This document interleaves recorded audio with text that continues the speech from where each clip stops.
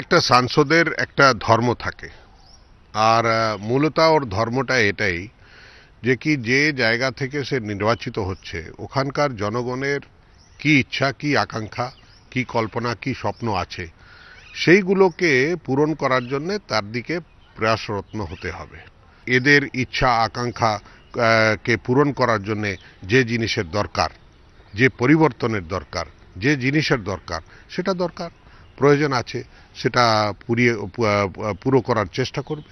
আমি এইটুকু জানি যে কি আমি গজমর সঙ্গে অর্থাৎ গোর্খা জনমুক্তি মোর্চার সঙ্গে গত 2007 থেকে আমি তাদের সঙ্গে সম্পর্কে আছি, তাদের সঙ্গে কাজ করছি। নানা রকমের অসুবিধা সুবিধা যখনই হয়েছে আমি ওনাদের পাশে দাঁড়িয়েছি, ওদের কথা তুলে ধরেছি, পার্টিতেও তুলে ধরি। তাদেরও ইচ্ছা ছিল যে কি আমি যাতে কি ওখানে যাই। আর পার্টির সর্বোচ্চ যেটা সমিতি আছে, চিফ ইলেকশন কমিটিটা, সেন্ট্রাল ইলেকশন কমিটি, তারাই নির্ধারণ করেছে যে কি আমি যাতে ওখানে যাই আর নির্বাচন লড়ি।